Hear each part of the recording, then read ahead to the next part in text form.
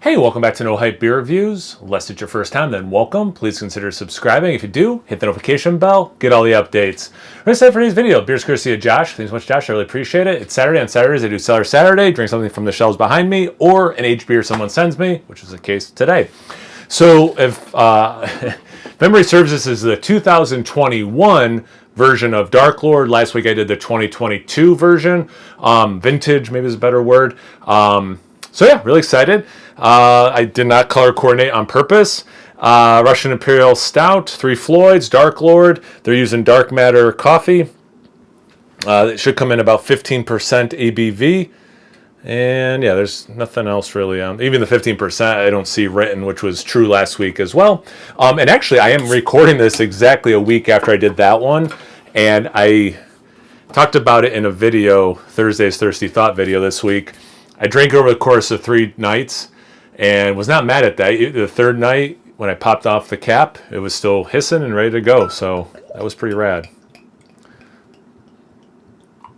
Not a huge hiss, just like this one. Wasn't, not a ton of head and all that. But anyway, yeah, definitely looks the part. It's black with a decent amount of dark brown, but it's definitely a dark looking beer. About a quarter finger of a mocha, dark mocha head, relatively compact bubbles. Looks like I thought it would. You guys can see what it looks like. Let's see about the aroma.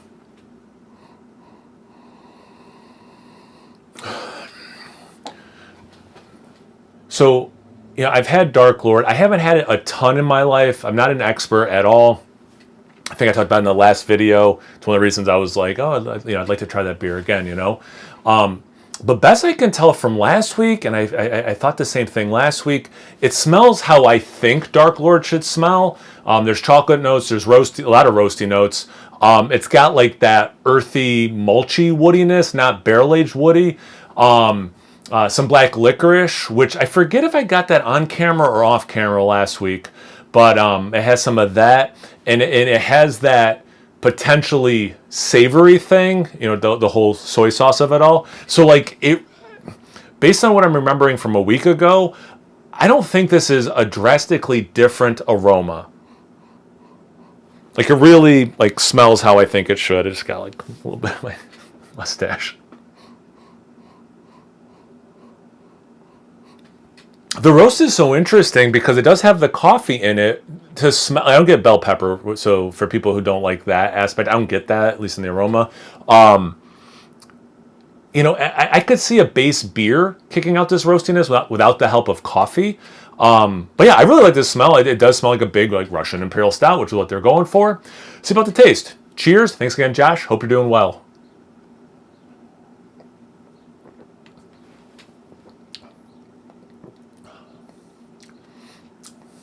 This is drinking great. Wow.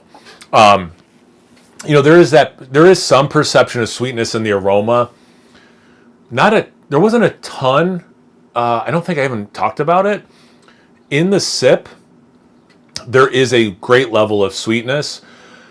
And I think you need that because there's so many roasty elements. There's that potentially umami, soy saucy element, savory element, which this does not turn into any of that soy sauce stuff for me. The roast is awesome. It's totally on point.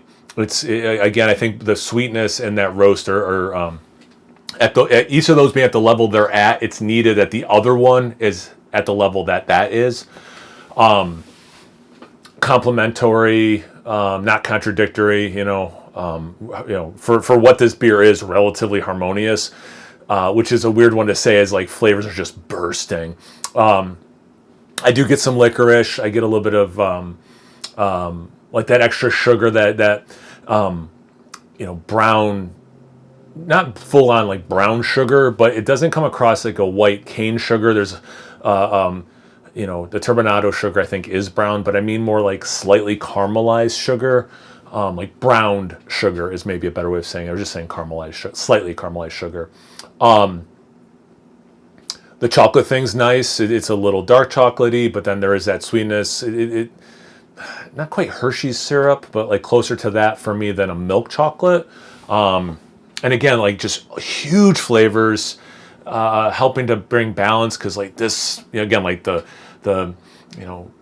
potential for this umami bomb. No, there's enough sweetness. Like, it just, all this stuff, good bitterness level, just really hits. Like, this is, it's big. I could see how it could overwhelm the palate to drink the whole thing in like a quick succession or something, maybe.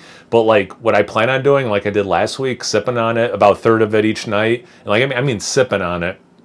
I'm drinking faster because I'm on camera and I'm trying to talk about it. But like, to me, that's the way to go. You get at least 2 nights out of it. You just enjoy the whole experience. You never get, or at least I don't get palate fatigue doing it that way. It just hits.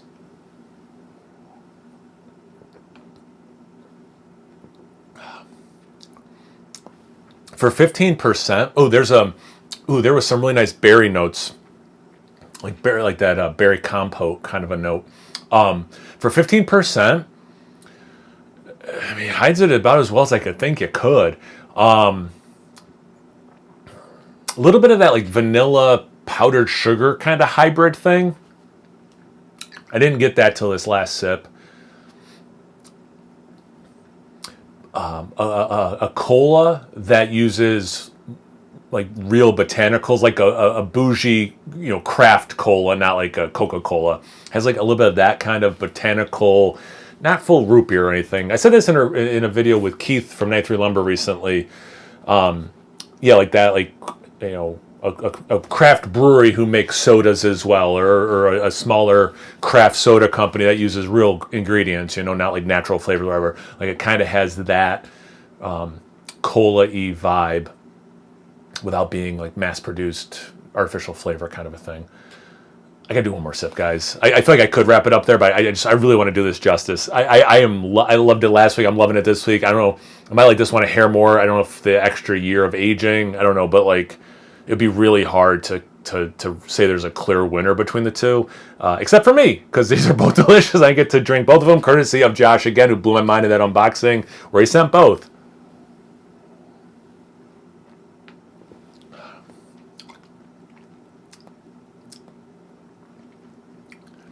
The sweetness is somewhat compounding on my palate. Not somewhat, it is. But it's not like doubling every time or anything, but it's definitely more intense. As someone who loves sweet things, I like that. And again, I think it's needed because I'm getting like a little bit of coffee breath. So like that does seem to transcend, as I've been saying.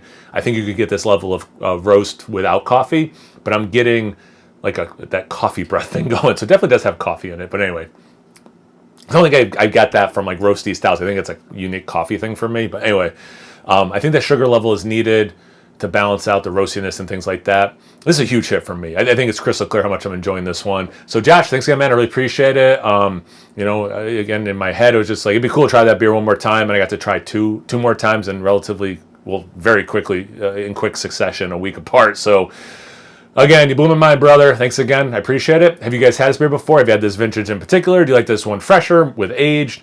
Have you had like adjuncted ones? I don't know, anything, everything. Comment section below. Let's get a conversation going. Once you're done doing that, make sure you check me out on Instagram and Untapped. It's No Hype Beer Reviews at both those places. So please like, comment, subscribe, and most importantly, imbibe. Cheers, everyone.